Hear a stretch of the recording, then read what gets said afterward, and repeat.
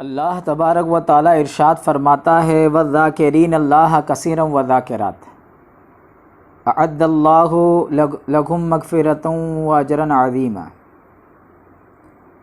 یعنی اور کثرت سے اللہ کا ذکر کرنے والے مرد اور اللہ کا ذکر کرنے والی عورتیں، ان سب کے لیے اللہ تعالیٰ نے مغفرت اور اجر عظیم تیار کر رکھا ہے۔ اللہ تبارک و تعالیٰ کو ذکر کرنے والے لوگ بہت زیادہ پسند ہیں۔ جو اللہ تعالیٰ کا ذکر کرتا ہے وہ اللہ تعالیٰ کے انعام و اکرام کا حقدار بن جاتا ہے، اس لیے آخرت میں ذکر کرنے والوں کو بخشش کی صورت میں خصوصی انعام ملے گا، اور وہ ان کے ذکر کا بدلہ ہوگا۔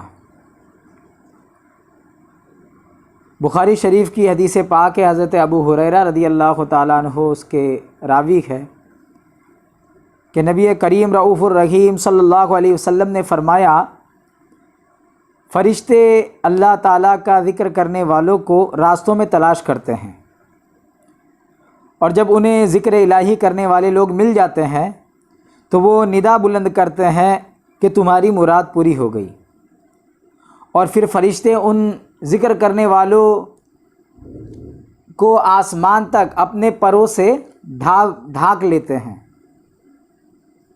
پھر اللہ کریم ان سے فرماتا ہے اور ان سے ان بندوں کے بارے میں پوچھتا ہے کہ بتاؤ میرے بندے کیا کر رہے ہیں، حالانکہ وہ فرشتوں سے زیادہ جانتا ہے۔ فرشتے جو ہے اللہ تبارک و تعالیٰ کو بتاتے ہیں کہ وہ تیری تسبیح، تیری تحمید، تیری تکبیر، تیری بزرگی کا تذکرہ کر رہے ہیں۔ پھر رب کریم ان فرشتوں سے معلوم کرتا ہے کیا انہوں نے مجھے دیکھا ہے؟ فرشتے جواب دیتے ہیں تیری ذات پاک کی قسم انہوں نے تجھے نہیں دیکھا۔ پھر اللہ تبارک و تعالیٰ ان سے پوچھتا ہے اگر وہ انہوں نے مجھے نہیں دیکھا، اگر وہ مجھے دیکھ لیتے تو ان کا کیا حال ہوتا؟ تو فرشتے جواب دیتے ہیں کہ اے رب کریم اگر وہ تجھے دیکھ لیں تو وہ تیری زیادہ عبادت کرے، تیری تسبیح زیادہ بیان کرے، تیری عظمت زیادہ بیان کرے۔ پھر رب کریم فرشتوں سے پوچھتا ہے کیا وہ رب سے کچھ طلب کرتے ہیں، وہ رب سے کیا مانگتے ہیں؟ تو فرشتے جواب دیتے ہیں کہ وہ تجھ سے تیری جنت کے طلبگار ہے، وہ تجھ سے تیری جنت کو مانگتے ہیں۔ فرشتے پھر اللہ کہتا ہے کیا وہ میری جنت کو جانتے ہیں، کیا انہوں نے میری جنت کو دیکھا ہے؟ تو اللہ کریم کو جو فرشتے کہتے ہیں کہ تیری ذات اقدس کی قسم انہوں نے تیری جنت کو نہیں دیکھا، تو اللہ تعالیٰ فرماتا ہے اگر وہ جنت کو دیکھ لے تو اس کی طلب میں اور زیادہ حریص ہوں گے اور زیادہ جو ہے اس کے طلبگار ہوں گے۔ پھر اللہ تعالیٰ پوچھتا ہے کہ وہ کس چیز سے پناہ مانگتے ہیں؟ تو فرشتے عرض کرتے ہیں اے اللہ وہ دوزخ سے، جہنم سے پناہ مانگتے ہیں۔ پھر اللہ تعالیٰ ارشاد فرماتا ہے کیا ان لوگوں نے ہماری دوزخ کو دیکھا ہے؟ تو فرشتے فرماتے ہیں اے اللہ ان لوگ تیری ذات اقدس کی قسم کہ ان لوگوں نے تیری دوزخ کو نہیں دیکھا۔ تب اللہ تعالیٰ فرماتا ہے اگر وہ دوزخ کو دیکھ لیتے تو ان کا کیا حال ہوتا؟ فرشتے کہتے ہیں اگر وہ دوزخ کو دیکھ لیتے تو اس سے بہت زیادہ فرار حاصل کرتے اور دوری حاصل کرتے۔ پھر اللہ تعالیٰ فرماتا ہے تم گواہ ہو جاؤ کہ میں نے ان کی مغفرت فرما دی۔ پھر نبی کریم صلی اللہ علیہ وسلم فرماتے ہیں کہ اس وقت ایک فرشتہ رب تعالیٰ سے عرض کرتا ہے ان لوگوں میں ایک شخص ایسا بھی ہے جو ذکر کرنے والوں میں شامل نہیں، وہ ان کے پاس کسی کام سے آیا تھا اور بیٹھ گیا۔ رب تعالیٰ فرماتا ہے کہ ذکر کرنے والوں کے ساتھ بیٹھنے والا بھی محروم اور کم قسمت نہیں ہے۔ اب اس حدیث میں یہ بات وضاحت کی گئی ہے کہ اتفاقاً اگر کوئی شخص ذکر کرنے والوں کی محفل سے گزر رہا ہو اور وہ محفل میں شامل ہو جائے تو اللہ تعالیٰ اسے بھی ضرور اجر عطا کرے گا۔ اور ایک روایت میں ہے کہ حضور صلی اللہ علیہ وسلم فرماتے ہیں کہ اللہ تعالیٰ کا ارشاد ہے کہ جس شخص کو میرے ذکر نے سوال کرنے سے روک دیا، اسے بغیر مانگے میں اس کے سوال کو پورا کر دوں گا، وہ سوال کرنے والوں سے زیادہ بہتر ہے۔ اور ذکر کرنے والوں پر اللہ کا بہت بڑا احسان ہے کہ وہ جب بندے اس کا ذکر کرتے ہیں اس وقت اللہ رب العزت ان کے حال پر خاص توجہ فرماتا ہے۔ حضرت ابو ہریرہ رضی اللہ تعالیٰ عنہ سے ہی روایت ہے کہ رسول کریم صلی اللہ علیہ وسلم نے ارشاد فرمایا کہ اللہ ارشاد فرماتا ہے کہ جب میرا بندہ ذکر کرتا ہے اور ذکر کرنے کے لیے وہ اپنے ہونٹوں کو ہلاتا ہے تو میں اپنے بندوں کے ساتھ ہوتا ہوں۔ حضور نبی کریم صلی اللہ علیہ وسلم فرماتے ہیں کہ اللہ تعالیٰ فرماتا ہے کہ جب میرا بندہ مجھے تنہائی میں یاد کرتا ہے تو میں اسے تنہائی میں یاد کرتا ہوں، اور جب وہ مجھے جماعت میں یاد کرتا ہے تو میں اس کی جماعت سے بہتر جماعت میں یاد کرتا ہوں۔ جب وہ مجھ سے ایک بالش قریب ہوتا ہے تو میں اس سے ایک ہاتھ قریب ہو جاتا ہوں۔ جب وہ ایک ہاتھ میرے قریب ہوتا ہے تو میں دونوں ہاتھوں کی وسعت کے برابر اس کے قریب ہو جاتا ہوں، اور جب وہ میری طرف چل کر آتا ہے تو میری رحمت اسے دوڑ کر گلے لگا لیتی ہے، میں اسے دوڑ کر گلے لگا لیتا ہوں، اس کی دعاؤں کو بہت جلد قبول کرتا ہوں۔ یہ ذکر کرنے والوں پر اللہ تعالیٰ کا اجر عظیم ہے۔ اور اتنا ہی نہیں، ذکر کرنے والوں کے لیے ایک الگ ہی زندگی ہے، ایک الگ ہی چاشنی ہے۔ حضرت ابو موسیٰ اشعری رضی اللہ تعالیٰ عنہ حدیث پاک کے راوی ہے کہ رسول کریم صلی اللہ علیہ وسلم نے ارشاد فرمایا کہ جو شخص اللہ کا ذکر کرتا ہے اور جو شخص اللہ کا ذکر نہیں کرتا ان کی مثال زندہ اور مردہ جیسی ہے۔ یہ بخاری شریف کی حدیث ہے۔ اور ذکر کی معرفت اور اصلیت ہی یہ ہے کہ ذکر انسانی دلوں کو زندہ کرتا ہے، یعنی ذکر سے دلوں میں نور پیدا ہوتا ہے جس سے اللہ کے ساتھ ابدی تعلق پیدا ہو جاتا ہے جو لافانی ہے، جسے روحانیت کہا جاتا ہے۔ اس طرح روحانیت حاصل ہونے والے کو ہمیشہ کے ابدی زندگی حاصل ہو جاتی ہے۔ اس لیے کہا گیا ہے کہ ذکر انسان کو زندہ کرتا ہے، اس کے برعکس ذکر نہ کرنا اللہ سے دوری اور غفلت کا سبب بنتا ہے جن سے انسان مردہ ہو جاتا ہے۔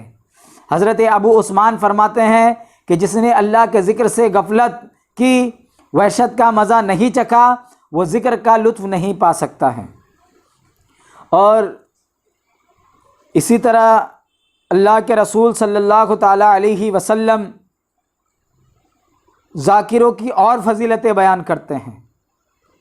جامع ترمذی کی حدیث پاک ہے، حضرت ابو سعید رضی اللہ تعالیٰ عنہ اس کے راوی ہے، وہ فرماتے ہیں کہ رسول کریم صلی اللہ علیہ وسلم سے سوال کیا گیا کہ کون سا شخص بہتر ہے اور قیامت میں اس کا مرتبہ بلند ہوگا، تو نبی علیہ الصلاۃ والسلام نے فرمایا کہ اللہ کی یاد میں، اللہ کے ذکر میں زیادہ مشغول رہنے والے مرد اور عورتیں۔ پھر سوال کرنے والے نے کہا کیا یہ جہاد کرنے والے سے بھی افضل ہے؟ تو نبی کریم صلی اللہ علیہ وسلم نے فرمایا اگر تم کفار و مشرکین سے جنگ کرو اور جہاد میں تمہاری تلوار ٹوٹ جائے اور تم خون میں لت پت ہو جاؤ، جب بھی اللہ کا ذکر کرنے والا مرتبہ میں تم سے بہتر ہوگا، بلند ہوگا۔ اور یہ جو ہے جہاد سے بھی افضل عمل ہے، ذاکرین کا درجہ جہاد کرنے والوں سے بھی، مجاہدوں سے بھی افضل ہے۔ اللہ کا ذکر حصول ثواب اور قربت کا ذریعہ ہے۔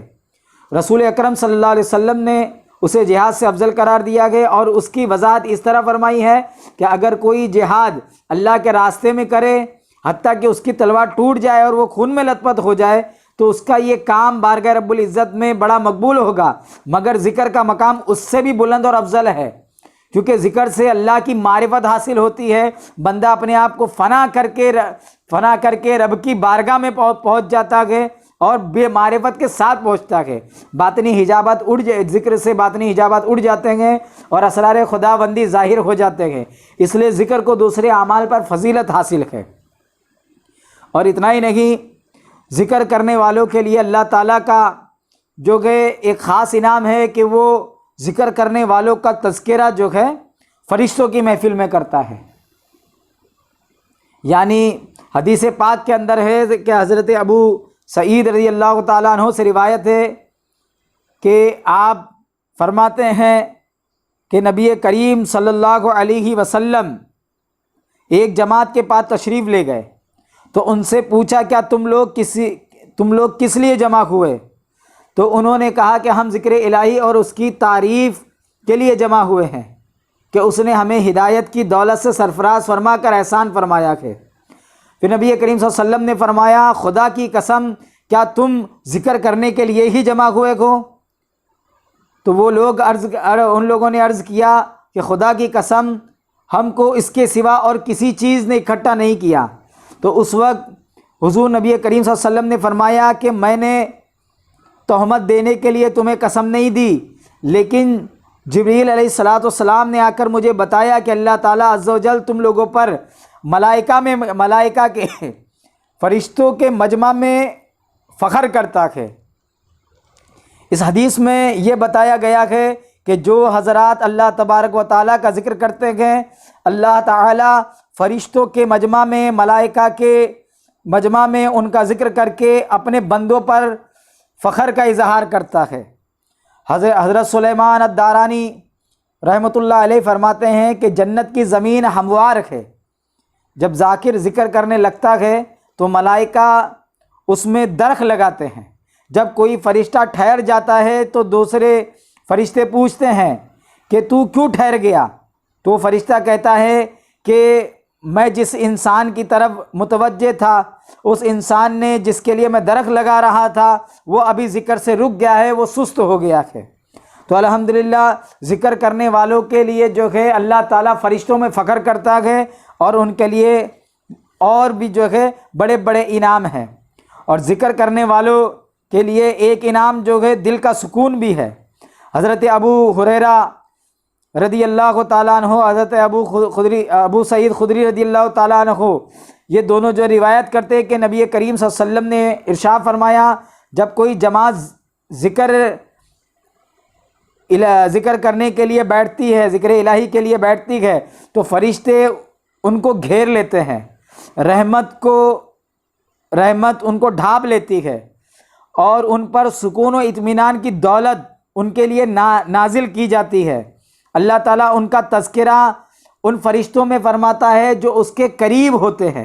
یہ مسلم شریف کی حدیث ہے، جہاں ذکر الہی ہوتا ہے وہ اللہ کے فرشتے اور اس کی خاص رحمت کا نزول ہوتا ہے، جس سے ذکر کرنے والوں کو سکون قلب کی دولت میسر آتی ہے۔ اس لیے ترغیب دی گئی ہے کہ اللہ کا ذکر کیا جائے تاکہ حقیقی اطمینان قلب حاصل ہو، کیونکہ سکون قلب صرف اللہ کی یاد، اللہ کے ذکر اور اس کی جو ہے تذکرے میں ہے۔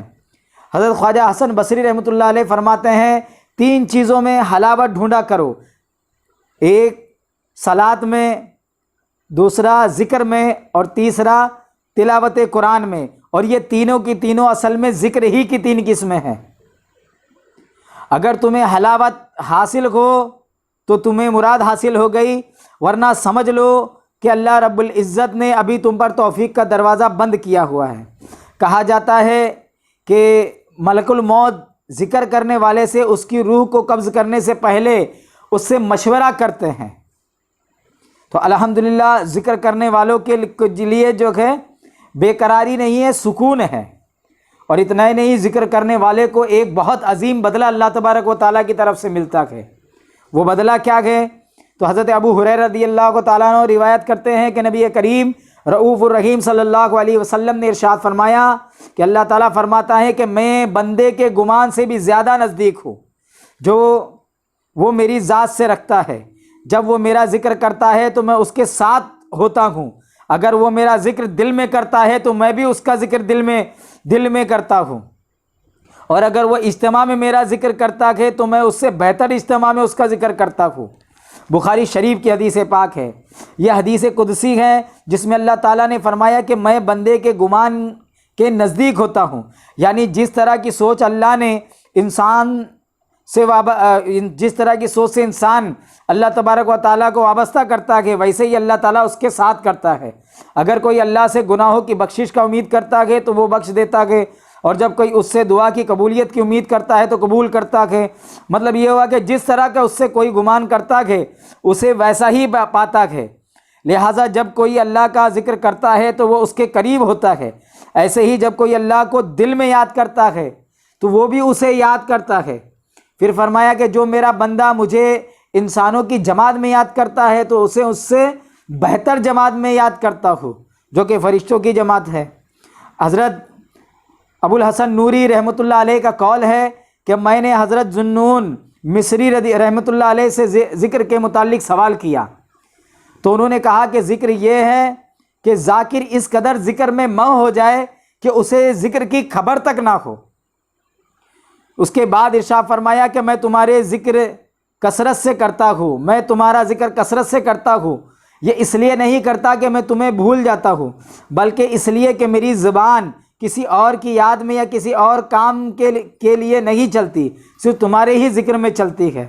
الحمدللہ جو ہے یہ اللہ تبارک و تعالی جو ہے ذاکروں میں اس دنیا میں بھی ان کے درجے کو بلند رکھتا ہے، اور جو ہے حدیثوں میں آتا ہے کہ میدان محشر میں بھی اللہ تبارک و تعالی ذاکروں کو بلند مقام عطا فرمائے گا۔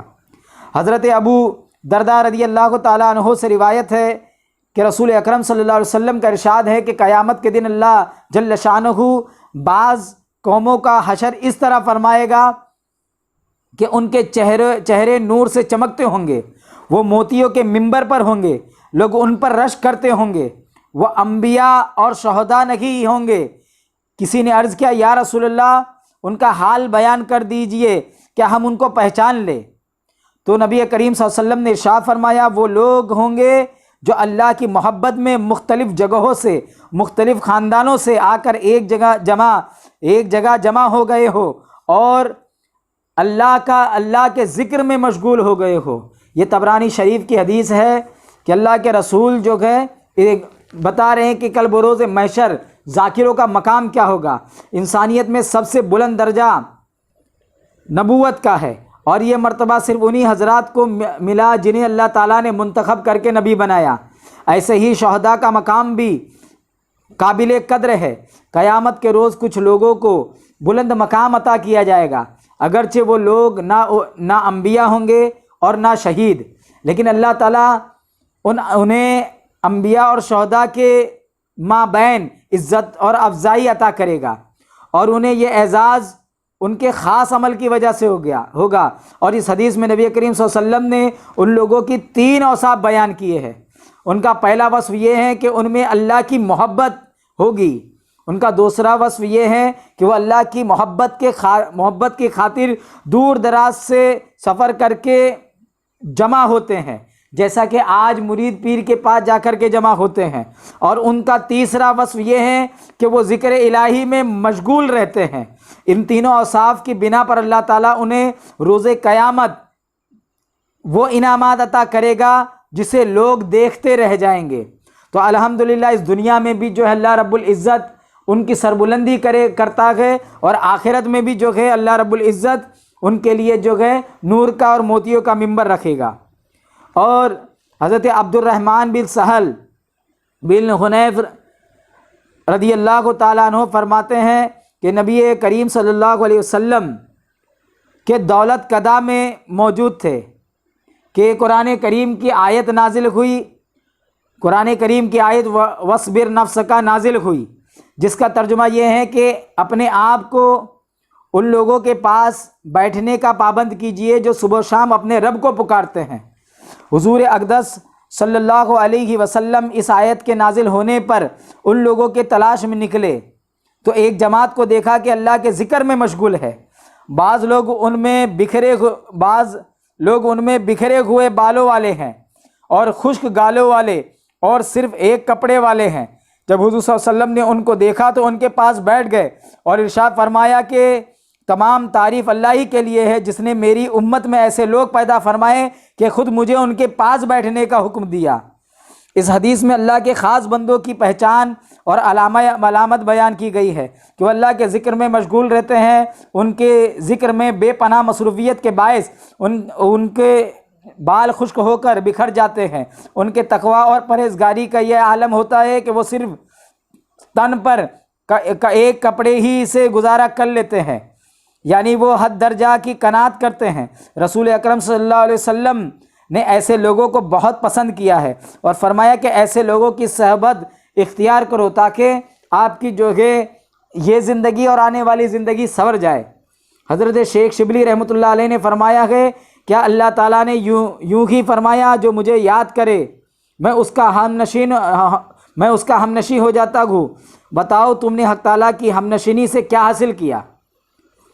حضرت عبداللہ بن موسیٰ فرماتے تھے کہ میں نے شیخ شبلی کو اپنے مجلس میں چند کلمات فرماتے سنا، چند اشعار پڑھتے ہوئے سنا جن کا معنی یہ ہے کہ میں نے تمہیں یاد کیا، اس لیے نہیں کہ میں تمہیں ایک لمحہ کے لیے بھی بھول گیا تھا، میری یاد میں سب سے معمولی بات زبان کی یاد ہے، میں عشق کی وجہ سے وجد کے بغیر ہی مرنے کو تھا اور میرا دل دھڑکنے کی وجہ سے پریشان رہا، جب میرے وجد نے مجھے دکھا دیا کہ تو میرے پاس موجود ہے تو میں نے تمہیں ہر جگہ موجود پایا، لہٰذا میں نے بغیر کلام کے محبوب سے کلام کیا اور آنکھوں سے دیکھے بغیر معلوم کو دیکھ لیا۔ تو الحمدللہ یہ اللہ والوں کا بلند ترین درجہ ہے، آخرت میں بھی یہ ان کے اوصاف ہے جو نبی کریم صلی اللہ علیہ وسلم بھی خود ان کے پاس بیٹھنے کا جو ہے اللہ رب العزت نے حکم دیا، اور حضور کو اللہ نے ذاکروں کے پاس بیٹھنے کا حکم دیا، اس سے بڑھ کر اور کیا جو ہے عذر ہو سکتا ہے۔ کہتے ہیں ذکر کرنے والے جو ہے ان کو اللہ رب العزت عقل مند کہہ کر، اولو الالباب کہہ کر پکارتا ہے۔ حضرت ابو ہریرہ رضی اللہ تعالیٰ عنہ سے روایت ہے کہ رسول اکرم صلی اللہ علیہ وسلم نے فرمایا کہ قیامت کے دن ایک آواز بلند ہوگی، ایک ندا بلند ہوگی، آواز دینے والا آواز دے گا کہ عقل مند لوگ کہاں ہے؟ تو لوگ پوچھیں گے کہ عقل مندوں کہ اولو الالباب کہاں ہے؟ تو لوگ پوچھیں گے کہ اولو الالباب سے کون لوگ مراد ہے؟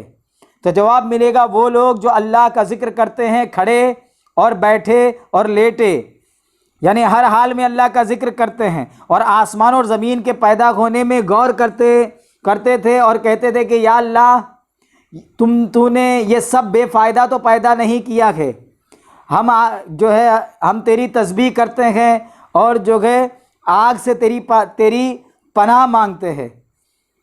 شیخ عبد الرحمن سلمی رحمۃ اللہ علیہ نے استاد ابو علی دقاق سے سوال کیا کیا ذکر میں زیادہ کمال پایا جاتا ہے یا فکر میں؟ استاد ابو علی دقاق نے فرمایا آپ کیا سمجھتے ہیں؟